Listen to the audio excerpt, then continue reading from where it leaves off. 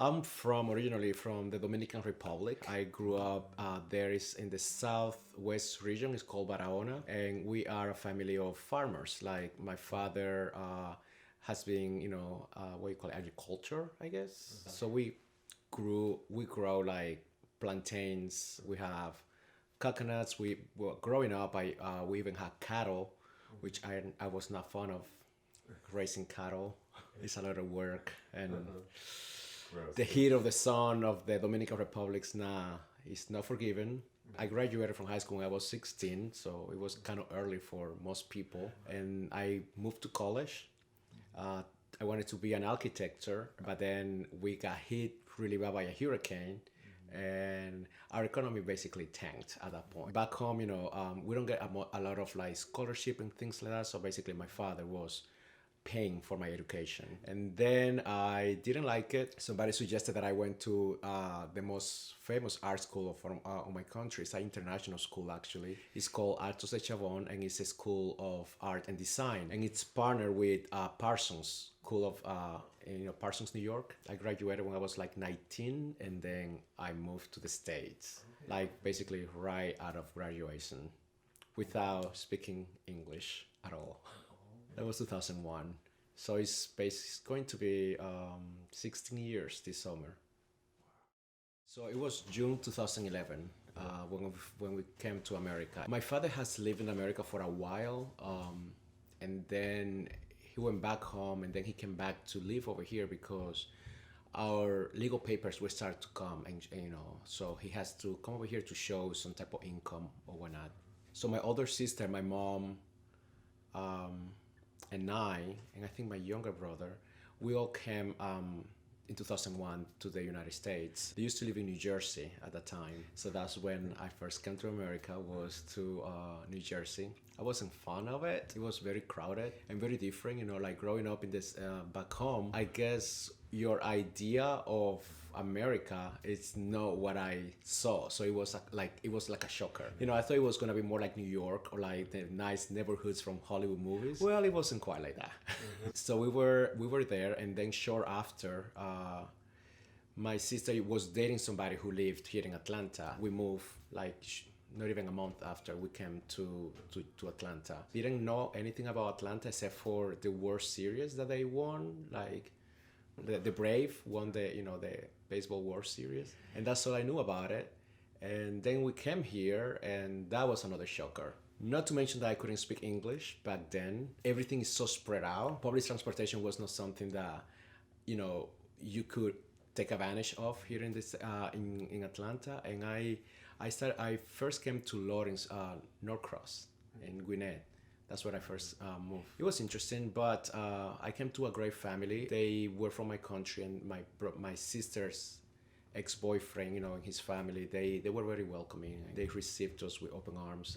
Very thankful for that. Like there was some Latino, Spanish community back then in Norcross, but it's not even what it is today. Like it has changed tremendously on those 16 years. When I first came, it was not really like that. So I've seen Atlanta, changing and evolving a lot, in these 16 years that I live here. And yes, I mean, it was really hard, you're coming from your hometown, from your city, from your country, and you are an educated person, but then you move to America, and now it's like your tongue is tied because you can really speak, and you try to speak a language that is broken, and it bothered me a lot because my Spanish was so good that I couldn't.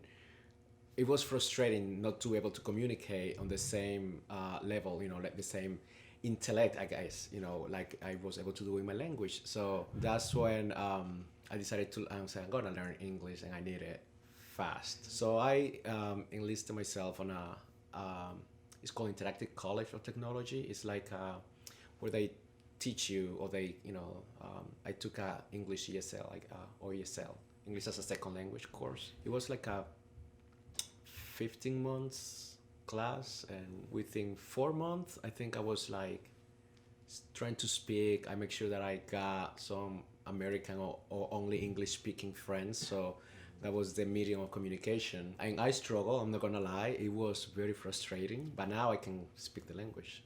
And it's still a process, but I think I can communicate now. I mean, there were some people that I think they were either dumb, stupid, or I don't know. Like, I'm trying to describe things, and of course, my pronunciation is not the best. And they would just make fun of and like laugh of the way I'm saying things. And here I am struggling, like trying to talk in a language that is not mine because I'm learning. And yeah, there were those assholes that were like make fun of, and you kind of have like a setback. It's like, oh my gosh, how embarrassing. Again, the frustration of having a vast vocabulary in your language and not being able to say the same. It's like you're speaking like a child again. It was a little frustrating. Not to mention also that I lost a scholarship for not being able to speak English when I was in college. I applied because back home you do 2 years of the school, right? And the other two you do it over here in Parsons. So I applied to Parsons and I got an interview with Tim Gum from Project Runway. He used to work for Parsons and he was the one that they used to send back home to interview people, and whatever portfolio he likes, that person will get a full scholarship to study in Parsons. And he would interview people for fashion design, like the one that I went for.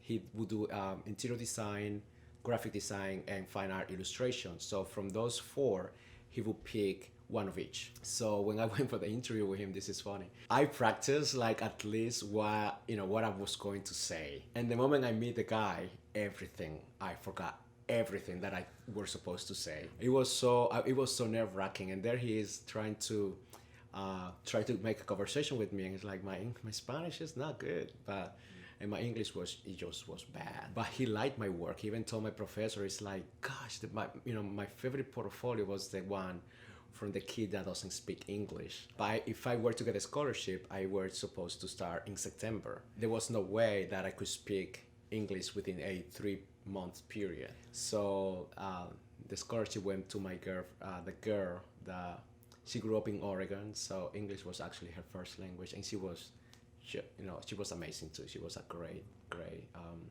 student. Well, coming to to New York or to New Jersey at that time, I was happy because that was my dream since I was a child. Like, I always wanted to come to America. I always wanted to live in America because I think my hometown was too small for me. And it's true. Like, I hated the farm work. I hated being sweaty. I hated being with dirt and all of that and not smelling good. So I said, like, okay, I need to move to America. So when we came, and though it was New Jersey, a lot of people work in New York and they live in New Jersey. Like, I didn't think that.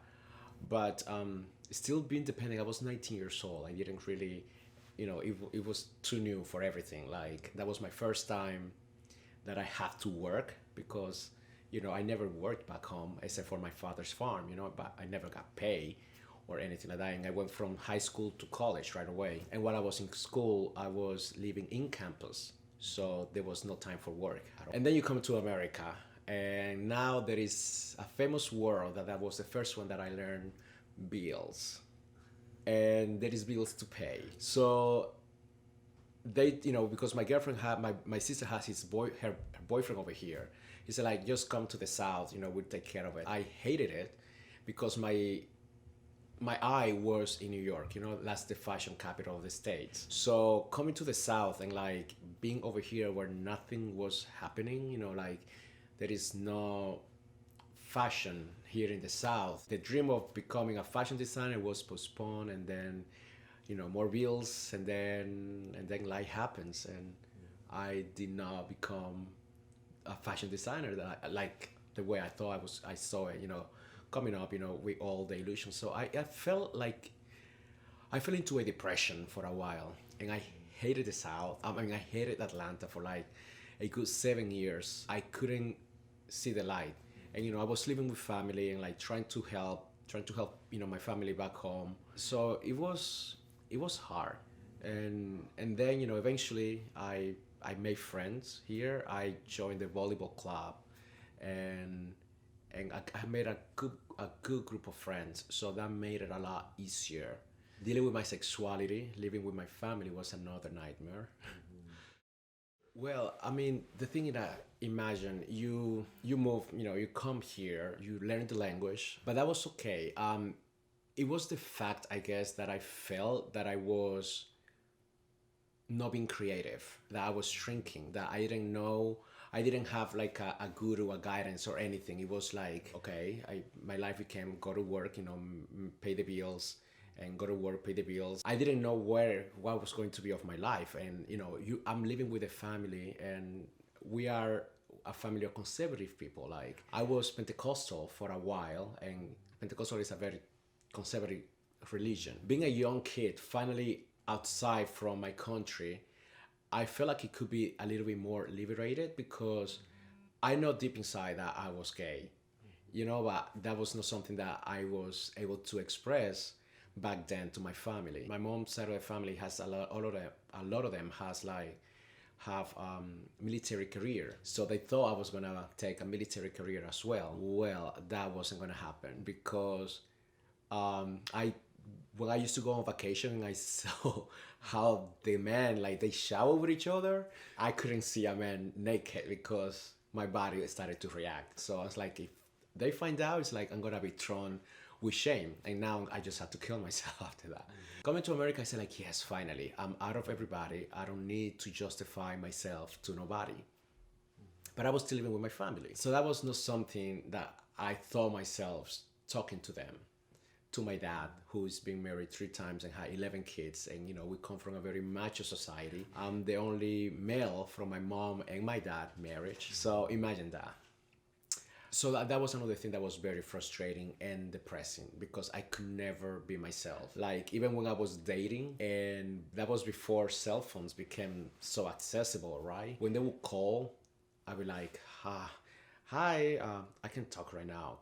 I'm with my family. Can I talk later? So they always felt that they got frustrated and I couldn't pursue any type of relationships at all because I could not bring anybody home and say this is my boyfriend or whatnot. And like sometimes I remember I was dating this one guy who he was very sweet and he would always give me presents. Well, I said like, okay, just leave it in your house. I cannot bring it home. It's like, so what's the point of me giving you a present? It's like, I cannot bring it home. Where am I say, what am I going to say? How am I going to justify that I got this? Yeah, it was it was frustrating.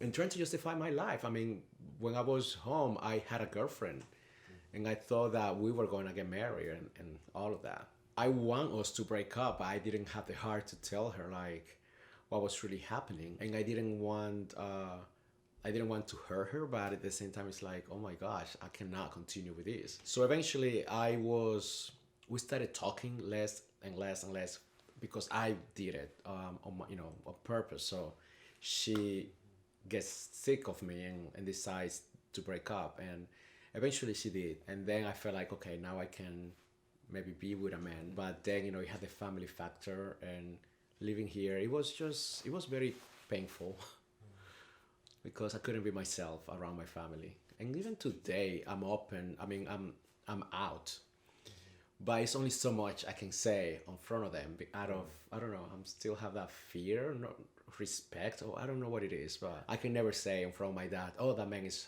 cute," or "That man is hot." I could probably say more in front of my mom because she has become more accepting of it. My dad and I, we will never have that conversation. In the islands, it's different.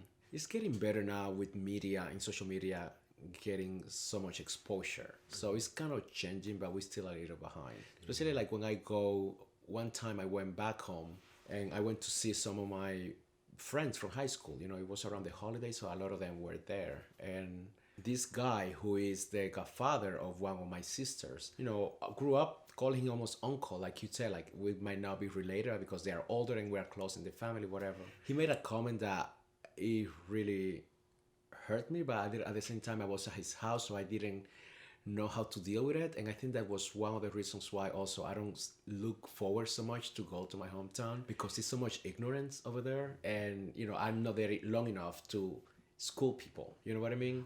He said like there was no homosexuals before on his times or something like that now with TV and people watching them in TV, that almost like they make it look like it's cool to be gay. And I'm just like, oh my gosh, the ignorance of these people. Like, who chooses to be gay? Like, he chose to be straight, you know what I mean? But I just gave it to myself and I was like, I am leaving this house right now. And it hurt me because, I mean, I grew up with his kids, and of course they didn't know, you know, or maybe they did. I mean, I was bullied as a child because I was softer. I was, remember that I told you about the way, you know, I speak. The Dominican Spanish is really chopped up, and like, if you are not an educated person, which is the majority of the people in the Dominican Republic, like that, their Spanish is really horrible, and I hated it. And I guess whether I was coming up gay or I paid too much attention of you know, language, even as a child, like I enunciated everything, and everything was like properly say. So when you're a boy and you sound so enunciating everything, like saying everything so proper, of course you're gonna make, you know, it's like, oh, you sound girly, you know what I mean? And so I grew up with that too. It was I didn't have an easy childhood either. Yeah. As a child, I didn't see it as much. The problem was when I was going to the teen years, right? When, you know, guys had, you know, all these hormones, and I didn't want to be part of any sport club because I felt that they were gonna make fun of me for the way I spoke, like my voice, the way I said things. Like even answering the phone was a nightmare for me because when I was like 12, 13, my voice is changing, and they used to mistake me by my mom. Ugh, I hated it. So when I was thinking like maybe I should join the military career so my voice become more masculine, right? At the end I didn't do it, but I practiced. Like I used to be like, oh my God, you have to make sure that, you know, you sound more masculine, like you're sounding like a girl. And people will tell you, you know, like, oh my God, you sound like a girl. Or even little kids, it's like, oh, you sound like a girl. Or like other women, you know, classmates or people from the school. It was it was hurtful. Like it was a different type of bullying, but it was bullying at the end of the day. So yeah, it didn't help me with my confidence of speaking in public. The fact that I'm doing this, and I hope I never see this recording because I don't like my voice. I hate to hear myself speaking in a recording. Well, I mean, but that's just by you know, being gay in general. You know, even the gays have their own groups, and you know, I feel sometimes I don't fit on almost any of them because I don't consider myself to be a Twinkie or a, you know, a twink or a bear or anything that really describe these groups of tribes, whatever they call it. I am attracted to different people in different looks, but it seems like if you don't look like them, you are not part with them. It's like you can sit with us, basically like the mean girl type of thing. So I have experienced that here, absolutely. And I thought it was just an Atlanta thing, but you know, I have experienced it in many other places. There is two places where I haven't felt that, in Europe and San Francisco. I always felt like part of the group. Like I didn't have to justify anything, race, or you know, being part of any tribe or any. And I just felt very included on those places. But yes, and especially here in the South, and you know, you probably have experienced the same.